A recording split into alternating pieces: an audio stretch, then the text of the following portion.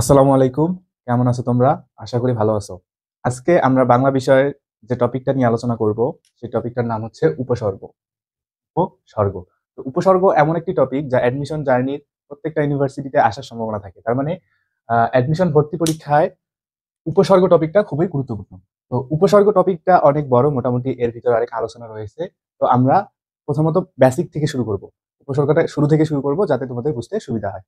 তো আমরা প্রথমে যে বিষয়গুলো দেখছি, প্রথমে যে বিষয়গুলো আমি বোর্ডে লিখে রেখেছি, এই বিষয়গুলো জানাটা প্রয়োজন। কারণ এমসিকিউ এ মাঝে মাঝে এই বিষয়গুলো চলে আসতে পারে। তো আমরা প্রথমে বেসিক নিয়ে আলোচনা করি, এরপরে উপসর্গ কত প্রকার, কি কি, বাংলা উপসর্গ, তারপর ফার্সি উপসর্গ, আরবি উপসর্গ, হিন্দি, উর্দু, প্রত্যেকটা উপসর্গ আমরা বিস্তারিত আলোচনা করব। তো মূলত প্রথমে আমি যে বিষয়টা লিখেছি সেটা হচ্ছে উপসর্গ শব্দ বা রূপতত্ত্বে আলোচিত হয়। আমরা জানি শব্দ ও রূপতত্ত্ব দুইটা সেম জিনিস। হ্যাঁ, তো এই আমরা জানি বাক্যতত্ত্ব, অর্থতত্ত্ব, রূপতত্ত্ব এগুলোর মধ্যে উপসর্গ হচ্ছে শব্দ বা রূপতত্ত্বে আলোচিত হয়। এরপরে উপসর্গ কোন জাতীয় শব্দ? এখন আমি লিখেছি পারিভাষিক শব্দ। তো পারিভাষিক শব্দটা লেখার কারণ হচ্ছে আমরা পারিভাষিক শব্দ বলতে মূলত বুঝি ইংরেজি শব্দ থেকে যে শব্দগুলো বাংলায় চলে আসে তাকে বলা হয় পারিভাষিক শব্দ। তাই উপসর্গ কোন জাতীয় শব্দ? আমরা বলবো পারিভাষিক শব্দ। কারণ আমরা জানি উপসর্গ এর উপসর্গের ইংরেজি হচ্ছে প্রেফিক্স। প্রেফিক্স মানে হচ্ছে উপসর্গ যা শব্দের শুরুতে বসে। আমরা মূলত জানি যে উপসর্গটা কোনো একটা শব্দের শুরুতে বসে নতুন অর্থবোধক শব্দ তৈরি করে। তো উপসর্গের কাজ হচ্ছে একটা শব্দের পূর্বে বসে শব্দটার অর্থটাকে পরিবর্তন করে দেয়া। তো এটাই মূলত উপসর্গের কাজ। কাজগুলো ছোট হলেও একটা বাক্যের মধ্যে উপসর্গ অনেক বড় গুরুত্বপূর্ণ ভূমিকা পালন করে। তো আমরা আশা করি যে পারিভাষিক শব্দ থেকে কিভাবে আসলো এটা বুঝতে পেরেছি। তো এরপরে যেটা লিখেছি সেটা হচ্ছে খুবই গুরুত্বপূর্ণ।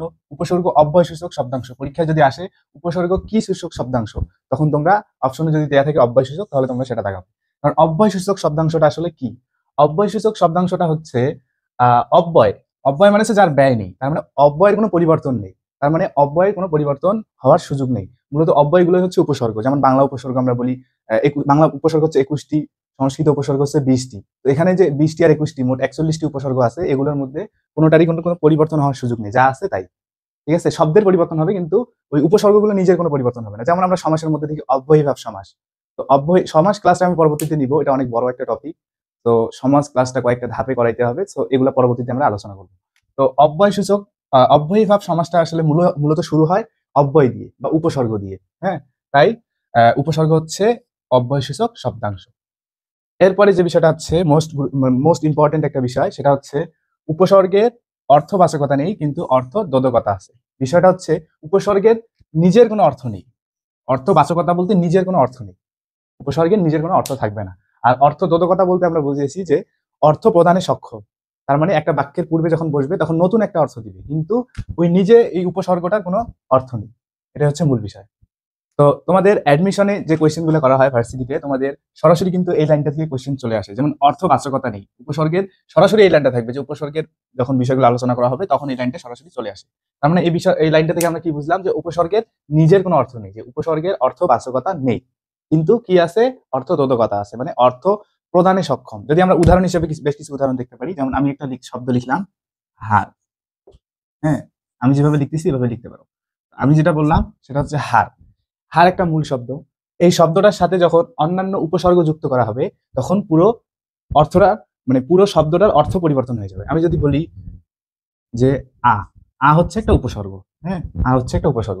এখন এই উপসর্গের সাথে যখন হার যুক্ত হবে তখন হয়ে গেল আহার। তার মানে হার হচ্ছে মূল শব্দ, এটার সাথে যখন আ উপসর্গটা যুক্ত হলো তখন সেটা হয়ে গেল আহার। আমরা জানি আহার মানে হচ্ছে খাবার খাওয়া, এরকম কিছু। তাহলে এটার অর্থের পরিবর্তন হয়ে গেল। অনুরূপভাবে বি হচ্ছে একটা উপসর্গ। বি হচ্ছে একটা উপসর্গ, এর সাথে যখন হার যুক্ত হবে তখন সেটা হয়ে যাবে বিহার। অর্থের সম্পূর্ণ পরিবর্তন। এখন আমি যদি বলি সম, সম হচ্ছে একটা উপসর্গ, এর সাথে যখন হার যুক্ত হবে তখন হয়ে গেল কি সমহার।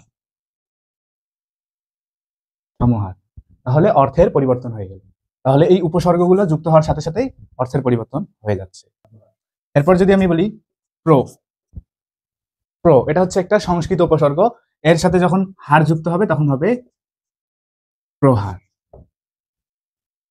তাহলে তোমার বিষয়টা খেয়াল করো যে যখন উপসর্গগুলো হারের সাথে যুক্ত হচ্ছে বা মূল শব্দের সাথে যুক্ত হচ্ছে তখন অর্থের পরিবর্তন হয়ে যাচ্ছে। তো এটাই হচ্ছে মূলত উপসর্গের কাজ। এখন এটা হচ্ছে বেসিক ধারণা। তোমরা যখন অ্যাডভান্স ভার্সিটি অ্যাডমিশন পরীক্ষায় যখন কোয়েশ্চেনগুলো আসবে তখন কিন্তু এত সহজ কোয়েশ্চেন আসবে না। তো ওই পর্যন্ত যেতে হলে শেষ পর্যন্ত থাকতে হবে, কেননা উপসর্গের অনেক কাজ আছে। যেমন উপসর্গ তোমাকে চিহ্নিত করতে বলতে পারে, যেমন বাংলা উপসর্গ। বাংলা উপসর্গ কিভাবে ওটা বাংলা শব্দ কিভাবে বাংলা শব্দে যুক্ত হয়, কিভাবে সংস্কৃত শব্দে যুক্ত হয়, এই বিষয়গুলো আলোচনা থাকতে পারে। এরপরে উপসর্গ ভাঙার নিয়ম থাকবে, যেমন একটা বাক্য দিয়ে একটা শব্দ দিয়ে বলবে এই শব্দের মধ্যে কয়টা উপসর্গ আছে, তো এই উপসর্গগুলো শনাক্ত করতে হবে। সেক্ষেত্রে উপসর্গ বের করার নিয়ম পরবর্তীতে আলোচনা করব। তো এটা হচ্ছে উপসর্গ, যে এই লাইনের ব্যাখ্যা, যে উপসর্গের অর্থবাচকতা নেই কিন্তু অর্থবোধকতা আছে। তার মানে এগুলো হচ্ছে মূল শব্দ, এটা হচ্ছে মূল শব্দ। এই উপসর্গগুলো যুক্ত হয়ে কি হলো, নতুন একটা অর্থবোধক শব্দ তৈরি করলো। তো এরপরে যে বিষয়টা আমি লিখেছি সেটা হচ্ছে উপসর্গের কাজ। তো উপসর্গের কাজ এটা খুবই গুরুত্বপূর্ণ একটা বিষয়।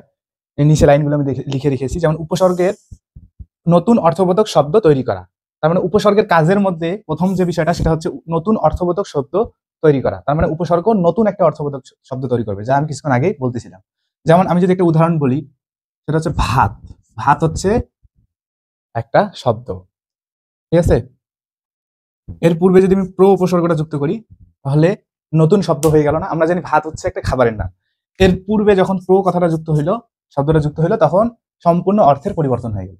তাই বলা হয়েছে উপসর্গের কাজের মধ্যে যে উপসর্গের নতুন অর্থবোধক শব্দ তৈরি করে। এরপরে লাইনটা হচ্ছে শব্দের অর্থের পূর্ণতা দান করে। তার মানে একটা শব্দ থাকবে, একটা উপসর্গ যুক্ত হওয়ার পরে ওই শব্দটার পূর্ণতা দান করবে। যেমন আমি যদি বলি পুষ্টি, পুষ্টি একটা শব্দ, পুষ্টি হচ্ছে একটা শব্দ।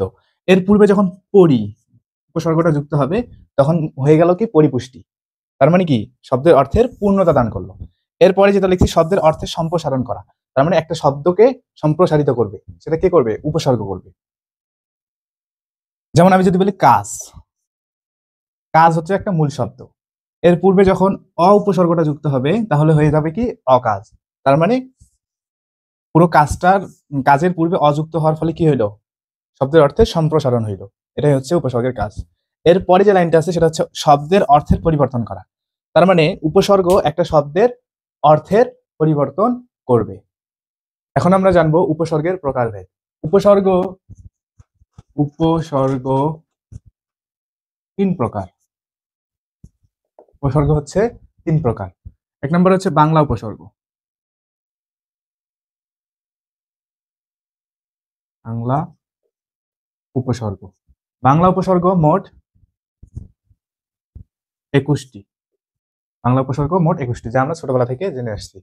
দুই নম্বরে বলবো সংস্কৃত উপসর্গ। সংস্কৃত উপসর্গ, সংস্কৃত উপসর্গ হচ্ছে মোট 20টি। এরপরে 3 নাম্বার বিদেশি উপসর্গ। বিদেশি উপসর্গ, বিদেশি উপসর্গ। এখন বাংলা উপসর্গ 21টি, সংস্কৃত উপসর্গ 20টি এবং বিদেশি উপসর্গ তাহলে কয়টি হবে? এখন আমরা বিদেশি উপসর্গকে বলবো অসংখ্য। অসংখ্য,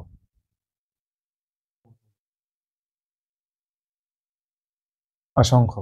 তাহলে বিদেশি উপসর্গ হচ্ছে অসংখ্য। অসংখ্য কেন বললাম? কারণ বিদেশি উপসর্গের মধ্যে আছে ফার্সি উপসর্গ। ফার্সি উপসর্গ হচ্ছে 10টি। এরপর আরবি উপসর্গ, আরবি উপসর্গ 6টি। ইংরেজি উপসর্গ, ইংরেজি উপসর্গ হচ্ছে 4টি। এরপরে বলবো উর্দু উপসর্গ। উপসর্গ 1। তাহলে আমরা কি জানলাম? বাংলা উপসর্গ, সংস্কৃত উপসর্গ, বিদেশি উপসর্গ। তো বিদেশি উপসর্গগুলোর মধ্যে হচ্ছে ফার্সি উপসর্গ, আরবি উপসর্গ, ইংরেজি উপসর্গ, উর্দু উপসর্গ। এখন মূল যে বিষয়টা সেটা হচ্ছে উপসর্গগুলো আমরা জানলাম কোনটা কয়টি, কিন্তু এই উপসর্গগুলো যখন আমরা ভার্সিটি অ্যাডমিশন পরীক্ষায় কোশ্চেন ফেস করব তখন কিন্তু উপসর্গগুলো মুখস্থ থাকা প্রয়োজন হতে পারে। কারণ যে উপসর্গ আমাদের যদি উপসর্গগুলো মুখস্থ থাকে তাহলে আমরা কিন্তু সহজেই বুঝতে পারবো যে কোনটা কোন উপসর্গ। এখন যদি উপসর্গগুলো আমরা ধরতেই না পারি সেক্ষেত্রে আনসার করা খুব কঠিন হয়ে যাবে। সেক্ষেত্রে আমি প্রথমে বাংলা উপসর্গগুলো লিখে এগুলো প্র্যাকটিস করাবো যেন তোমরা মুখস্থ রাখতে পারো। তো বাংলা উপসর্গ অনেকেই অনেকভাবে মুখস্থ করে থাকে, অনেকে ছন্দ দিয়ে মুখস্থ করে, আবার নিজের মতো করে মুখস্থ করে। আমি বলবো তোমরা যেভাবেই মুখস্থ করে থাকো না কেন শুধু মুখস্থ থাকলেই হইলো। তো আমি একভাবে লিখে দিচ্ছি, তো এটা ফলো করতে পারো। তো এখন আমরা বাংলা উপসর্গ সম্পর্কে জানবো। বাংলা উপসর্গগুলো কি কি? আমরা জানি বাংলা উপসর্গ মোট উপসর্গ 21টি। তো দেখো 21টি লিখে ফেলছি। বাংলা উপসর্গ প্রথমে আসবে অ, অঘা, অজ, অন, আ, আর, আব, আন। অ, অঘা, অ, অঘা, অজ, অন, আ, আর, আব, আন, উনা, ইতি, স, সা, সু, হা, উনা, ইতি, স, সা, সু, হা, রাম, হর, হি, নি, হু, পদ, পাতি। তো এগুলো হচ্ছে বাংলা উপসর্গ। তাহলে অ, অঘা, অজ, অন, আ, আর, আব, আন, উনা, ইতি, স, সা, সু, হা, রাম, ভর, বিনি, কুকত, পাতি। তো এখন এখানে মোট 21টি আছে। আরেকটা বিষয় জানতে হবে, সেটা হচ্ছে বাংলা উপসর্গ। উপসর্গ অবশ্যই বাংলা শব্দের পূর্বে বসবে। কারণ আমরা জানি সংস্কৃত উপসর্গ হচ্ছে 20টি। কিছু কিছু ক্ষেত্রে সংস্কৃত এবং বাংলার মধ্যে ঝামেলা লেগে যায়, যেমন কোনটা সংস্কৃত শব্দ, মানে কোনটা সংস্কৃত উপসর্গ হবে, কোন শব্দটা সংস্কৃত উপসর্গ, কোনটা বাংলা উপসর্গ। থেকে উপায় এই ঝামেলা থেকে মুক্তি পাওয়ার উপায় হচ্ছে যে এই উপসর্গগুলো মুখস্থ করতে হবে, এবং মুখস্থ করার পরে মনে রাখতে হবে যে বাংলা উপসর্গ অবশ্যই বাংলা শব্দের পূর্বে বসবে। সেক্ষেত্রে আর ঝামেলা হবে না। আরেকটা বিষয়ে ঝামেলা হয়, সেটা হচ্ছে আশুবিনি, এটা হচ্ছে কমন। এই উপসর্গ হচ্ছে কমন বলতে এটা বাংলাতেও আছে, বাংলা প্লাস সংস্কৃত। এখন বাংলা প্লাস সংস্কৃত কেন লিখলাম, কারণ হচ্ছে এই 4টা উপসর্গ বাংলা উপসর্গতেও আছে এবং সংস্কৃতেও আছে। সেক্ষেত্রে আমরা কিভাবে বুঝবো যে কোনটা বাংলা উপসর্গ কোনটা সংস্কৃত?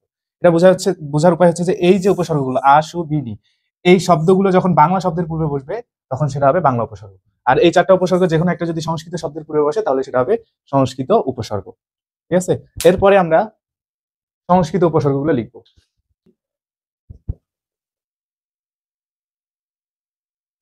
আমরা এখন সংস্কৃত উপসর্গগুলো জেনে নিব। তো সংস্কৃত উপসর্গগুলো হচ্ছে পো, পরা, পরিপতি। পো, পরা, পরিপতি, অনু, অধি, অপি, অতি। পো, পরা, পরিপতি, অনু, অধি, অপি, অতি, আশুবিনি, আ, সু, বি, নি।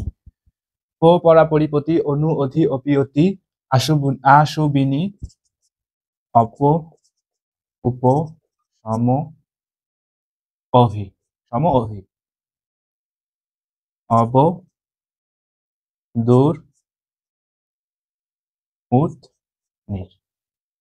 দেখো, মুখস্থ করার ক্ষেত্রে এই বিষয়টা প্রথমে একটু কঠিন হবে। অনেকেই অ্যাডমিশনের টিচাররা অন্যান্য কোচিং সেন্টার বা প্রাইভেটে এই বিষয়গুলো আলোচনা করে। সেক্ষেত্রে স্টুডেন্টরা নিজেদের মতো করে অনেক সময় মুখস্থ করে, বা স্যারদের দেখানো ছন্দ বা অন্য কোনো উপায়ে বইয়ে যেভাবে সেভাবে মুখস্থ করে। তো যার যেভাবে ভালো লাগে শুধু মুখস্থ রাখলেই হইলো।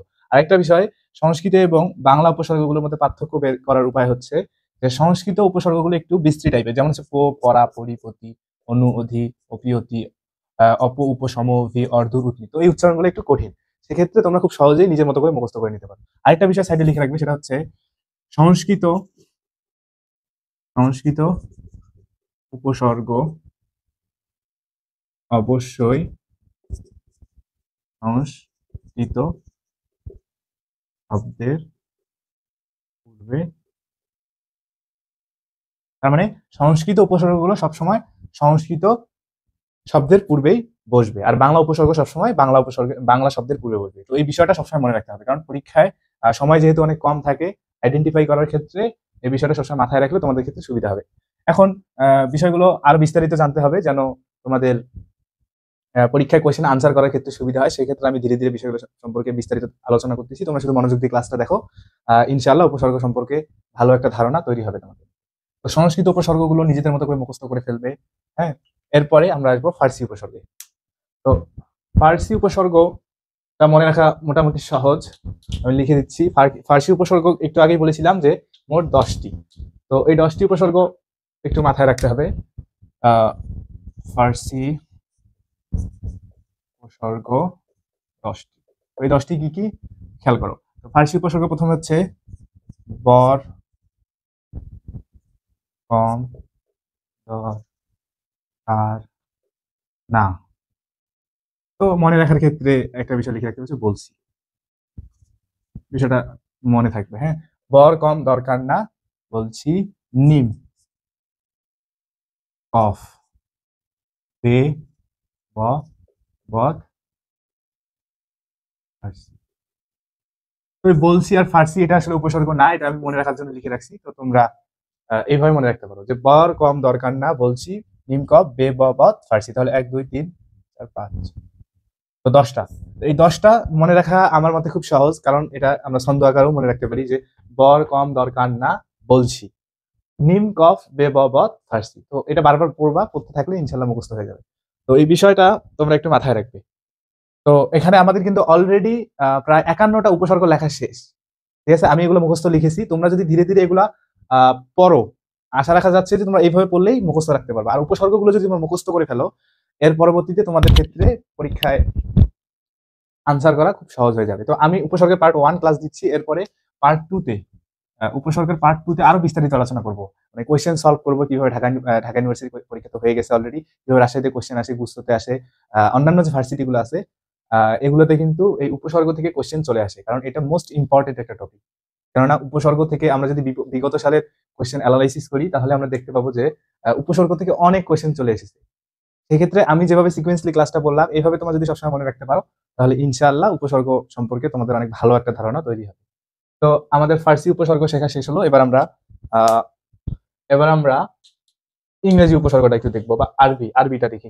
দেখো, তো আরবি উপসর্গ, আরবি আরবি উপসর্গ।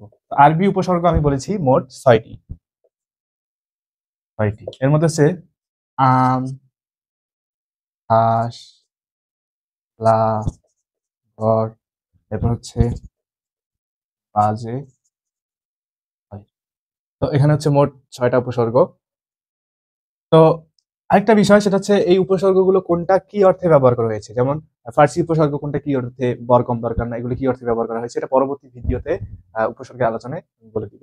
তো যেমন আমি যদি এখন চিন্তা করি যে আম শব্দটা কি অর্থে ব্যবহার করা হয়েছে, যেমন সাধারণ অর্থে আম শব্দটা ব্যবহার করা হয়েছে, সাধারণ অর্থে। যেমন আমরা যদি আম জনতা বলি, হ্যাঁ, তো সেক্ষেত্রে আম জনতা বলতে সাধারণ মানুষ, তার মানে এটা থেকে বোঝা যাচ্ছে যে আম শব্দটা সাধারণ অর্থে ব্যবহার করা হয়েছে। ঠিক আছে, এভাবে লা মানে হচ্ছে না, এভাবে বিষয়গুলো তোমাদেরকে জানতে হবে। ক্ষয়ের অর্থ হচ্ছে ভালো কাজ বা কল্যাণে ব্যবহার করা, কল্যাণ অর্থে ব্যবহার করা। এই বিষয়গুলো ধারাবাহিকভাবে জানতে হবে। এরপরে ভিডিওটা যদিও লম্বা হচ্ছে, কারণ বিষয়টা যদিও ভিডিওটা লম্বা হচ্ছে, তবু বিষয়গুলো অনেক গুরুত্বপূর্ণ। পরবর্তী পার্টে আরো এই উপসর্গ সম্পর্কে বিস্তারিত আলোচনা আছে, তারপর বোর্ড কোশ্চেন সলভ করতে হবে। তার মানে ভার্সিটি অ্যাডমিশনে যে বিষয়গুলো উপসর্গ থেকে চলে আসে, এই বিষয়গুলো সম্পর্কে পরবর্তী ভিডিও আরো বিস্তারিত আলোচনা করা হবে। তো ইংরেজি উপসর্গ,